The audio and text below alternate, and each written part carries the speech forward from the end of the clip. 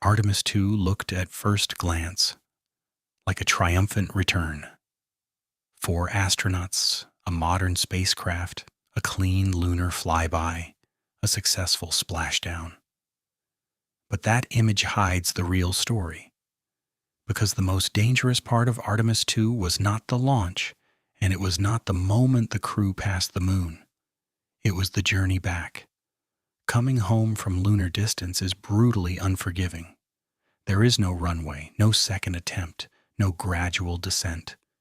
Just a capsule, a precise entry corridor, extreme heat, temporary loss of communication, and a sequence of events that has to work almost perfectly.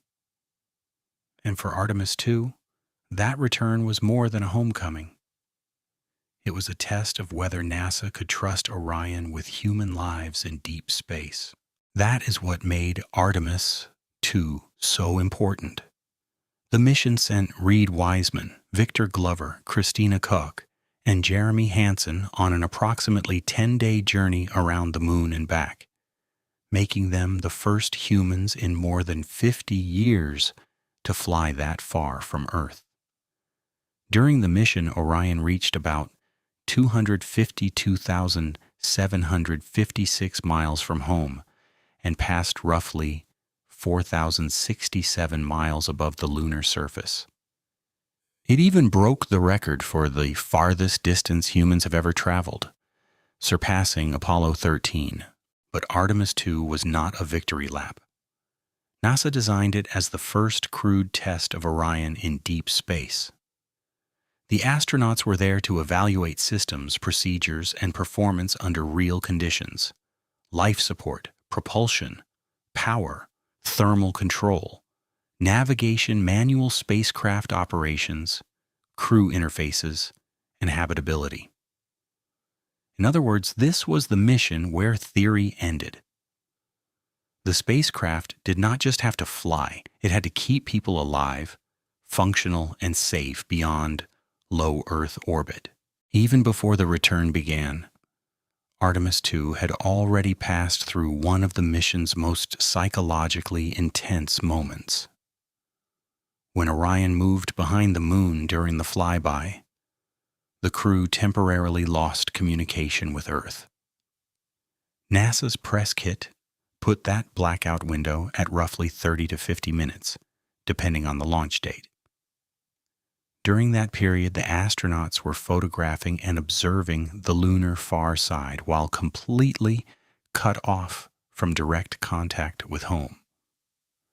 It was a reminder that even in modern spaceflight, there are still moments when crews disappear behind a world and must operate on their own.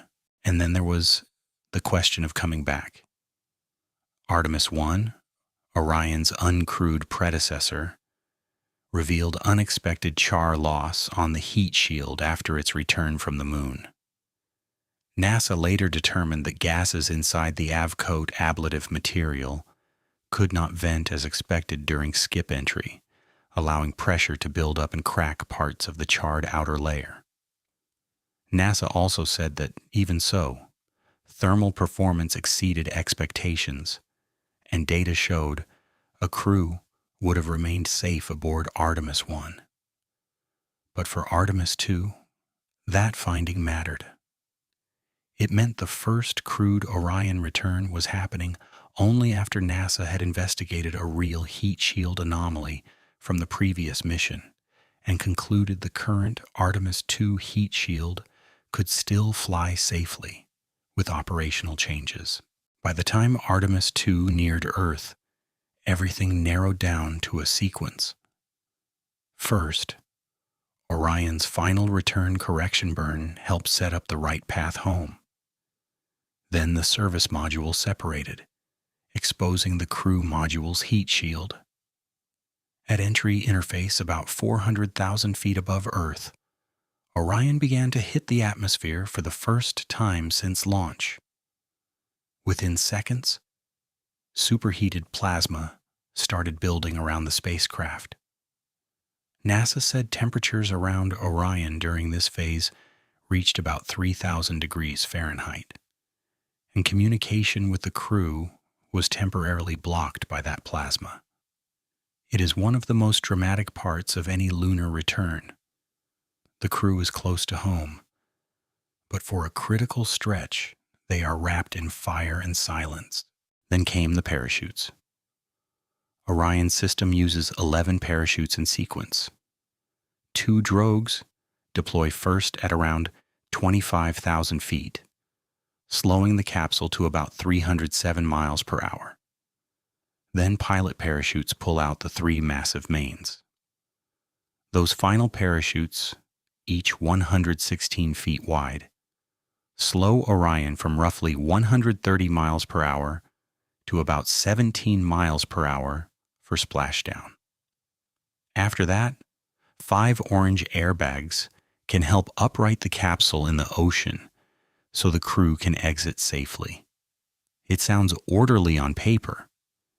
In reality, this entire chain has to work after a high-energy lunar return, with almost no room for error.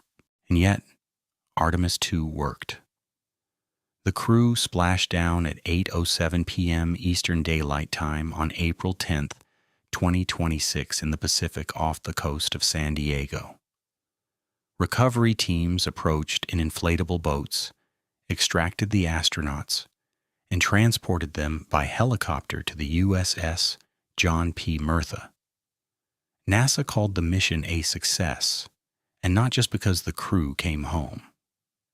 Artemis II proved that Orion, SLS, mission control, recovery teams, and the astronauts themselves could function together as one real deep space system. That is why the return matters so much. Artemis II did not land on the moon. It did something quieter and in some ways more important. It proved that humanity can once again send astronauts out to lunar distance, bring them through the hardest part of the mission, and recover them safely on Earth. The moon was the destination. But the real test was the way back. And Artemis II passed it